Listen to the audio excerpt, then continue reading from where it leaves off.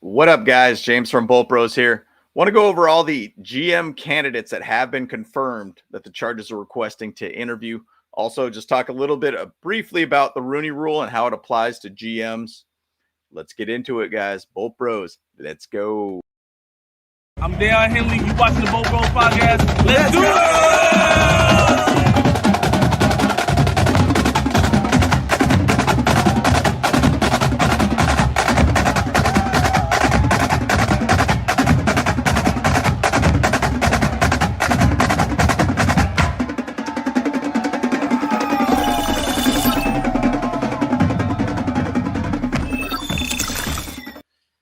All right, guys, appreciate the support and love and everything too.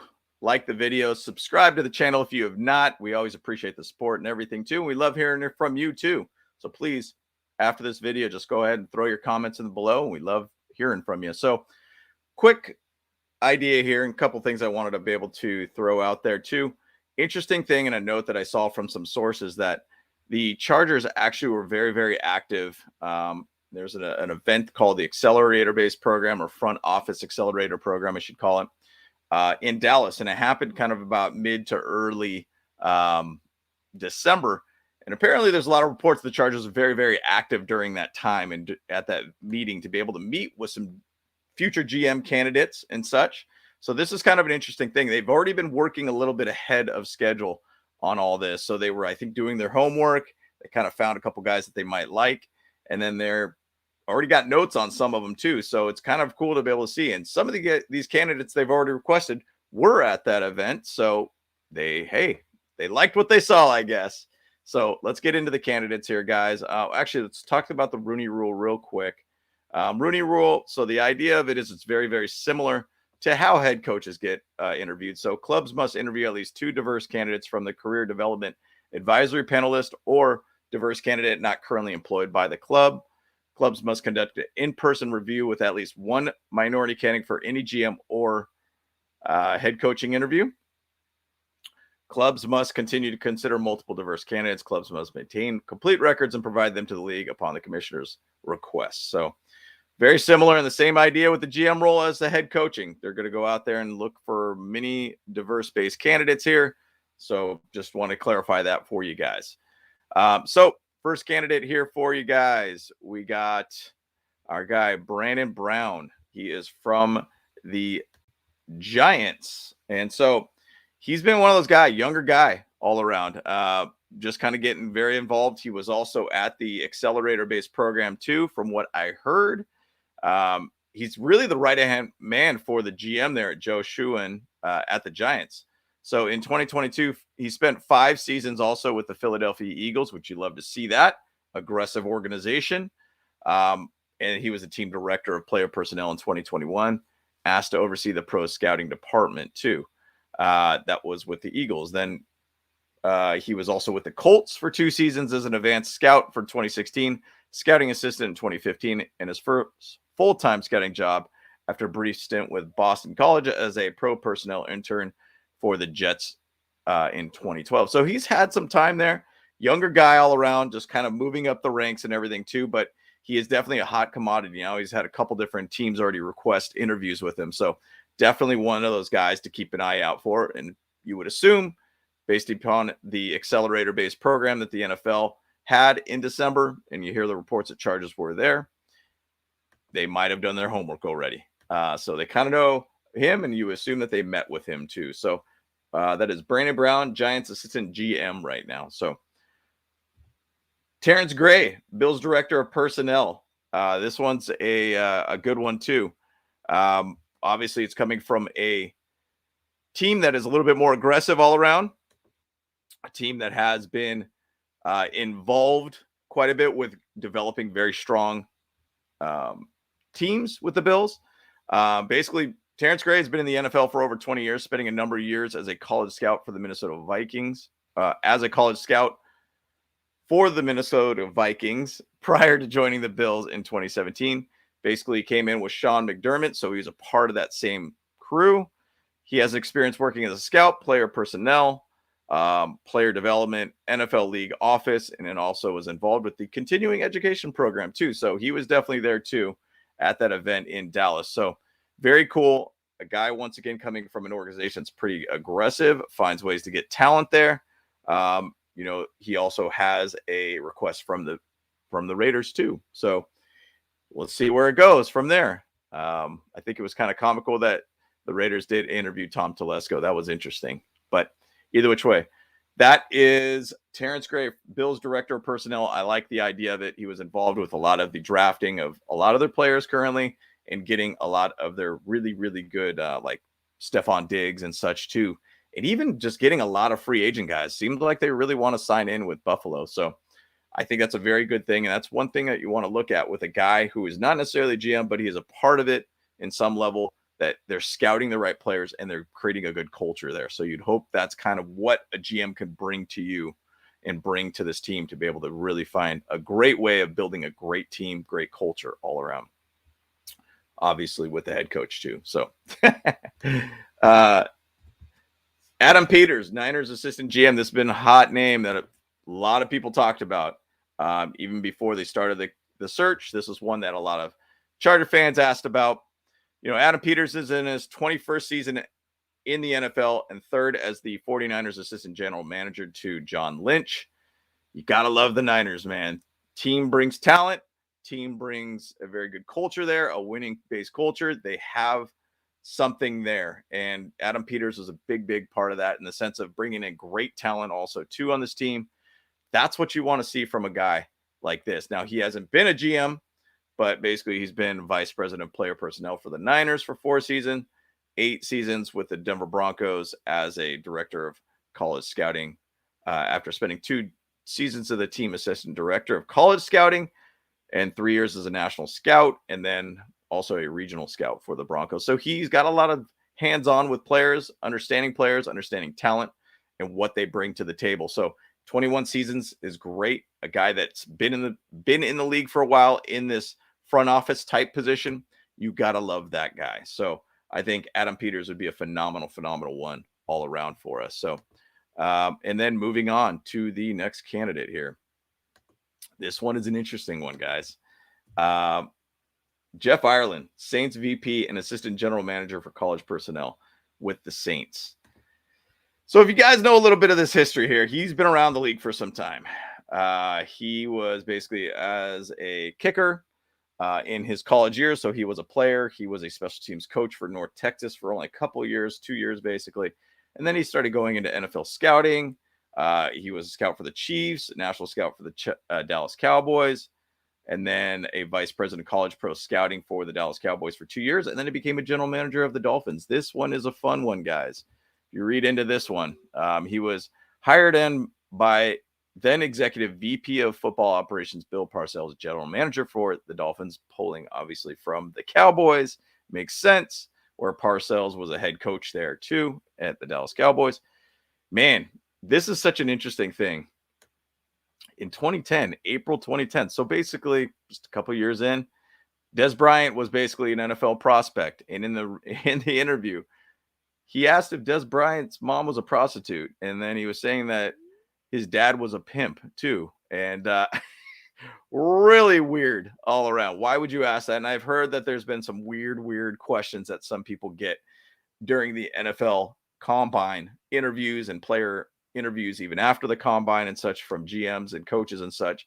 Really strange all around. But basically, with the tenure with the Dolphins, it became very, very controversial. It started declining on-field success after 2008. Trying to get free agent players really wasn't working out very well. Very unsuccessful. That whole thing with Des Bryant became kind of a big black eye on his coaching career, or excuse me, his GM career. Even in 2011, fans pitched to have a plane fly over Sun Life Stadium saying, "Mr. Ross, save our Dolphins, fire Ireland." So a lot of things kind of happened there. Even offensive tackle Jonathan Martin punched offensive guard Richie Incognito after allegations of bullying towards Martin. So there's like a lot of things that ended up happening where it's just become kind of a mess within players. Not really good at all. Ended up getting fired basically in 2014. So he had kind of a longer tenure than you would expect. But it seems like these GM roles, they tend to sit around for a while and hang out. So After that, he ended up becoming a draft consultant for the Seahawks in 2014 and then became an assistant general manager and college scouting director for the Saints since 2015. So he's been there for some time. So one of the few guys that has been a GM already, getting an interview, guy that you kind of think, I don't know, the track record's not that good. Kind of scary, to be honest, but interesting one all around to read up a little bit more on Jeff Ireland. So moving on. Got another Dallas, going from one guy that was with the Dallas organization to now a guy who is currently in the Dallas organization, Will McClay, Cowboys VP of Player Personnel. Interesting thing about Will is that he has had a pretty long life in football. He was basically a guy who was played wide receiver. He was also got a scholarship from Rice University and eventually actually got recruited by Mike Nolan when he was at Rice University to play as a defensive back and became a 4-year starter and a captain. Basically from that point, he ended up going to Detroit Drive, which is a arena football team. He was there for about 3-4 years. He ended up getting 3 Arena Bowl championships out of that. So very cool. Kind of stuck within the Arena Football League, Detroit Drive, as special teams, DC for various teams, assistant head coach, DC head coach positions too for a couple of the teams. So he really stayed within that zone. So he was really a coach also too and coordinator. Really cool to be able to see that experience. As an executive, he was stayed a little bit within the arena football, did some director of player personnel for some teams, player personnel directors. He was in the Jaguars, assistant director of pro scouting in 2001, then also went over to the Dallas Cowboys, a pro scout, pro scouting coordinator, director of football research, assistant director of player personnel, senior director of pro college scouting, and then most recently, vice president of player personnel since 2017 with the Dallas Cowboys. So long history, very, very long history. You got to love seeing a guy that was a player, a guy that also was a coach. He was a coordinator, all these different things. And then obviously bigger for a GM role is scouting. Find the guys that make your team better. And Will could be one of those guys. I mean, he's with the Dallas Cowboys, and I think they've done a fair job of drafting players. Obviously, Parsons is a massive, massive hit for them, but they've done a good job of drafting and creating very good teams too. So that's one to be able to keep an eye on too and see how that interview ends up going. Once again, a lot of these notes with the GMs too, they kind of have to wait till if they're in the playoffs, they have to wait till after the wild card game to really start getting some of those interviews in. So, but Will McClay, keep an eye on him. Ian Cunningham, Bears assistant GM. He was one of the guys that was also on the NFL front office accelerator program too. So once again, you assume the Chargers already did a little bit of work on Ian, getting to understand who he is as a GM and everything too. He's definitely the right-hand man for Ryan Poles. A lot of people liked him as a GM. So you assume that Cunningham is kind of getting off the same cloth or cut of the same cloth. Excuse me. So really good to be able to see. He was basically also with Baltimore. So he was with the Ravens for a bit, went to Philadelphia. You got to love to see that. 2 very good, solid organizations, aggressive organizations, very winning based organizations. And then became, obviously with the Chicago Bears as the first assistant GM in franchise history. So there was definitely big thoughts about him and, to be able to bring him on as the first assistant GM for the Bears. So very cool to be able to see. Younger guy all around, but a guy that probably the Chargers already met with since there's reports that they were at the NFL front office accelerator program in December. So very cool to be able to see. And then last but not least, another person from the Bears, Jeff King, co-director of player personnel. Interesting thing about him.